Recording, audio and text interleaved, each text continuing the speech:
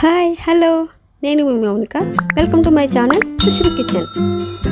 ఈరోజు మనం అమ్మమ్మల కాలం నాటి చక్కని కమ్మలైన పప్పుచారు కోసం చెప్పుకుందామండి. ఆ రెసిపీ చాలా అంటే చాలా బాగుంటుంది కదా. ఏ కర్రీ వేసుకున్నా లేదా కర్రీ లేకుండా తిన్నా దానికైతే చాలా అంటే చాలా చాలా టేస్టీగా ఉంటుంది.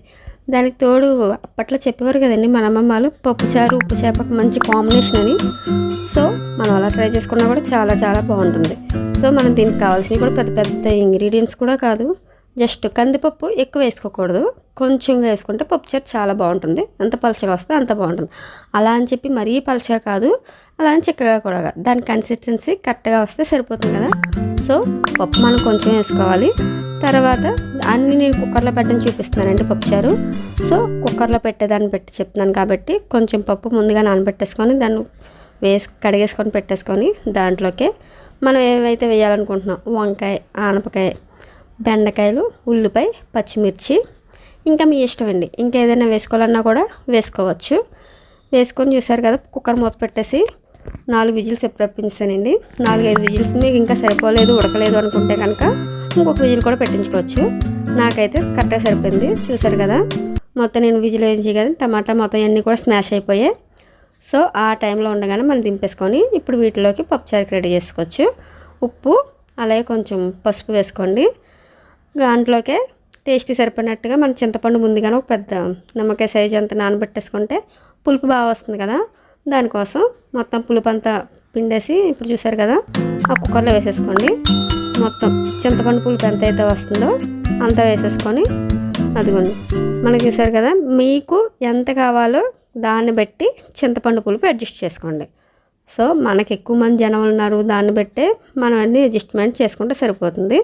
నేను చెప్పే మెజర్మెంట్ అయితే ఒక 6-7 మెంబర్స్కి ఈజీగా వచ్చేస్తుంది. చూసారు కదా, మొత్తం అదిగోండి పప్పుచారు వేసేసుకొని చింతపండు పులుపు వేసేసుకున్న తర్వాత అదిగోండి మొత్తం అలా కలిపేసుకొని దీంట్లోకి ఇప్పుడు మనం చూసారు కదా అదిగో జీలకర్ర పొడి. ఇప్పుడే దీంట్లోకి మనం ఏదైనా యాడ్ చేసుకోవాలన్నా ఇలాగే యాడ్ చేసుకోవచ్చు. కొంచెం స్పూన్ కారం వేసుకోండి, మీ కారాన్ని సరిపోయినట్టుగా వేసుకోండి. ఆల్రెడీ చిల్లీ వేస్తున్నాం కదా మనం. సో అది ఆలోచించుకొని మనం కారాన్ని కన్సిస్టెన్సీ మీ టేస్ట్ తగ్గట్టుగా, నాకైతే 1 స్పూన్ సరిపోతుంది.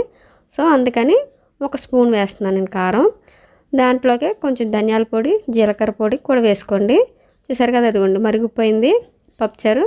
అదిగోండి స్మెల్ అయితే బాగా వస్తుంది. కొంచెం ఇప్పుడు తాలింపు వేసుకోవచ్చండి మనం. ఈ తాలింపులో మనకందరికీ తెలిసిందే, కాకపోతే ఏంటంటే దీంట్లోకి ఫస్ట్ వెల్లుల్లిపాయలు వేసుకోండి. ఆయిల్ వేసుకొని కొంచెం 2 స్పూన్లు 3 స్పూన్లు ఆయిల్ వేసుకోండి. దాంట్లోకి వెల్లుల్లిపాయలు, ఆవాలు, జీలకర్ర వేసుకొని తర్వాత కరివేపాకు, ఇంగు వేయండి. కొంచెం చిటికెడు ఇంగు వేస్తే ఆ ఇంగుకి ఇచ్చే టేస్ట్ కూడా చాలా బాగుంటుంది పప్పుచారుకి. ఒకసారి వేసి ట్రై చేయండి. ఇప్పుడు కరివేపాకు వేసుకోండి, ఎండుమిర్చి వేసుకొని కలిపేసుకోండి. వేగిపోయిన తర్వాత పప్పు చారులో తాలింపు వేయాలండి. తాలింపు ఎప్పుడు కూడా పప్పు చారులో వేయాలి, అర్థమవుతుందా? తాలింపులో చారు వేయకూడదు. అంటే ఇప్పుడు మనం గరిటతో ఆ పోపులో చారు వేయకుండా ఉండకూడదు. ఈ పోపుని తీసుకెళ్ళి అలా చారులో వేయాలి. అలా వేస్తేనే చారుకి టేస్ట్ వస్తుంది. టేస్ట్ చాలా బాగుంటుందండి. మూత పెట్టేయండి, కవర్ చేసేస్తే. Thank you for watching. నచ్చితే లైక్ చేయండి, షేర్ చేయండి.